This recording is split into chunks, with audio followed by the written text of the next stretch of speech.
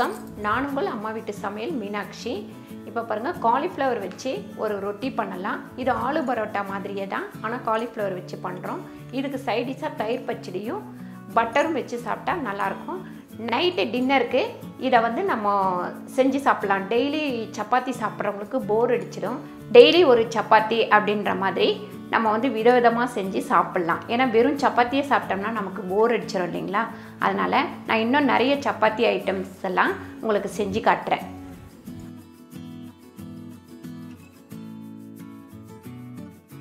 Cauliflower ரொட்டிக்கு தேவையான பொருட்கள் பாருங்கள். காலிஃப்ளவர் ஒன்று வச்சுருக்கேன், ஒரு சின்ன சைஸ் தான்.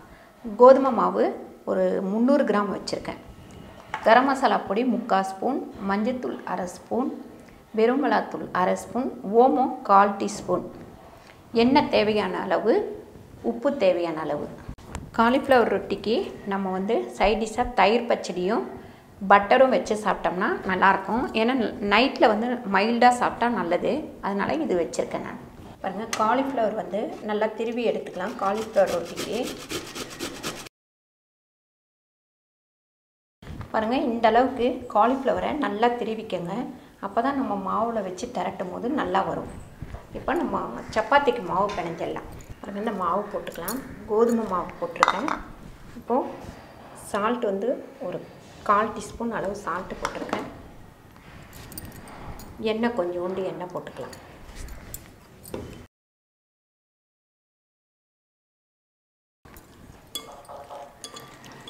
பாருங்கள், ஒரு 3/4 டம்ளர் தண்ணி வச்சுருக்கேன். கொஞ்சமாக இப்போ ஃபஸ்ட்டு 1/2 டம்ளர் தண்ணி விட்டுட்டேன். இதை நம்ம பிணைஞ்சிட்டு வேணும்னா ஊற்றிக்கலாம். பாருங்கள், இது தளத்தளன்னு ரொம்ப தளத்தளன்னு பிணையாதீங்க, நல்லா திக்காகவே பிணைஞ்சிக்கோங்க.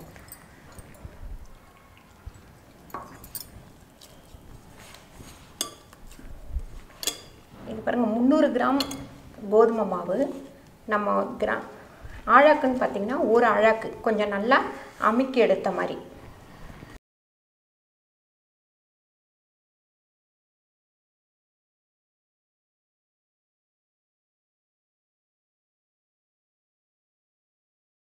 லைட்டாக கொஞ்சம் கையில் எண்ணெய் தடவிக்கங்க.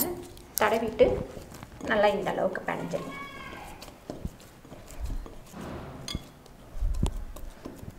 இப்போ இதை நம்ம துணி போட்டு மூடி வச்சிடலாம். இது ஒரு 10 நிமிஷம் இருந்தால் போதும், அதுக்கு மேலே இருக்கணும்னு இல்லை.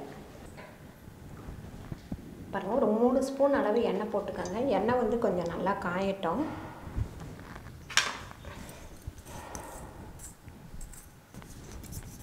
இப்போ நம்ம இந்த ஓமத்தை இதில் போட்டுருவோம். பாருங்கள், ஓமம் போட்டிங்கன்னா நல்லா வாசனையாக சூப்பராக இருக்கும். நம்ம ரொட்டி பண்ணோம்னா அவ்வளோ சூப்பர் வாசனை வரும். இப்போ இந்த காலிஃப்ளவரை இதில் போட்டுருவோம்.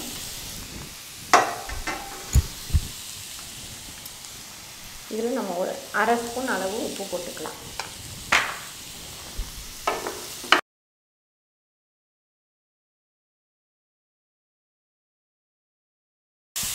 ஆகவே இதில் இந்த மஞ்சத்தூள் போட்டுக்கலாம். இப்போ வெறும் மிளகாத்தூள், இது கரம் மசாலா தூள்.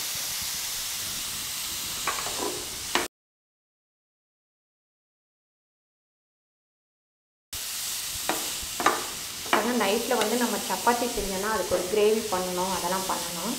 இதுனாக்கா உங்களுக்கு ஈஸியாக முடியும்.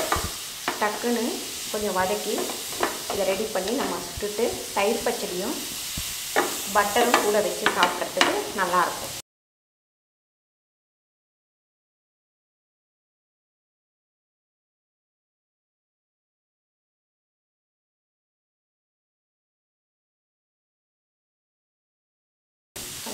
ஓமத்தோட வாசனை பார்த்திங்கன்னா அப்படியே சமோசா வாசனை வரும். நம்ம நார்த் இந்தியன் சமோசா பண்ணுற அந்த வாசனை தான் இருக்கும். அந்த சப்பாத்தி ரொட்டியும் பார்த்திங்கன்னா அதே வாசனை தான் வரும். இந்த அளவுக்கு வதங்கினது போதும். நம்ம இதை அடுப்பை ஆஃப் பண்ணிடலாம். இது கொஞ்சம் நல்லா ஃபேன் கடியில் வச்சு ஆற வச்சுக்கலாம். பாருங்கள், இப்போ மாவு எடுத்து நல்லா நம்ம கொஞ்சம் இந்த மாதிரி பிணைஞ்சிக்கலாம். ஒரு 5 நிமிஷம் 10 நிமிஷம் இந்த மாவு பிணைஞ்சி வச்சுருந்திங்கன்னா போதும்.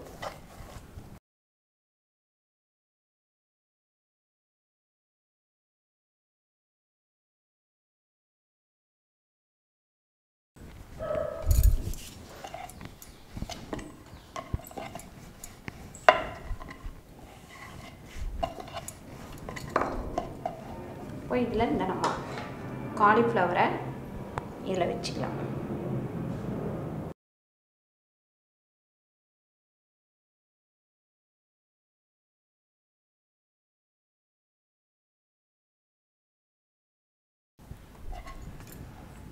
கொஞ்சமாக மாவு போட்டுக்கோங்க.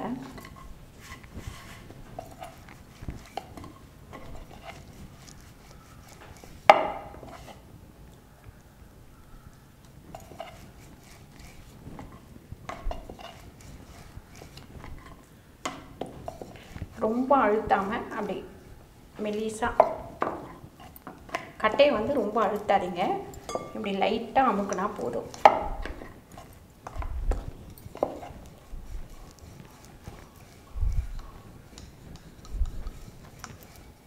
பாருங்கள், இதே மாதிரி நம்ம எல்லாத்தையும் திரட்டி இப்போ சுட்டு எடுத்துக்கலாம். பாருங்கள், இப்போ கல் காஞ்சிச்சு, நம்ம இந்த ரொட்டியை போட்டுக்கலாம். நம்ம அப்படியே ஆலு பரோட்டா பண்ணுற மெத்தடு தான், ஆனால் இது வேறு மாதிரி கொஞ்சம் டேஸ்ட் வந்து நல்லாயிருக்கும்.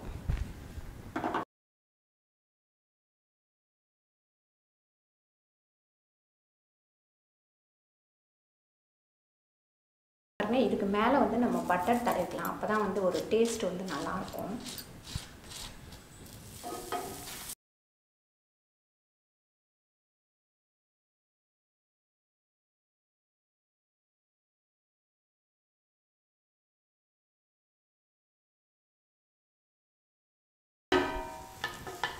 பாருங்கள், இப்போ ரெடி ஆயிடுச்சு, நம்ம எடுத்துடலாம். அதனால் சூப்பரான காலிஃப்ளவர் ரொட்டி ரெடி ஆயிடுச்சு. சைடிஷாக வந்து பட்டரும் தயிர் பச்சடியும் வச்சுருக்கேன். நீங்களும் வீட்டில் இதை ட்ரை பண்ணி பாருங்கள். சின்ன குழந்தைங்களுக்குலாம் இது ரொம்ப நல்லா பிடிக்கும். இது வந்து டிஃபன் பாக்ஸுக்கு ஒரு 2 வயசு குழந்தைங்களுக்கு இதை வந்து நீங்கள் நல்லா கட் பண்ணி டிஃபன் பாக்ஸில் வச்சு அனுப்பிச்சா ஈஸியாகவும் அவங்க சாப்பிட்ருவாங்க. இந்த வீடியோ உங்களுக்கு பிடிச்சிருந்தால் லைக் பண்ணுங்கள், ஷேர் பண்ணுங்கள், சப்ஸ்கிரைப் பண்ணுங்கள், ஃபேஸ்புக்கில் ஷேர் பண்ணுங்கள், மறக்காமல் கமெண்ட் பண்ணுங்கள். நன்றி, வணக்கம்.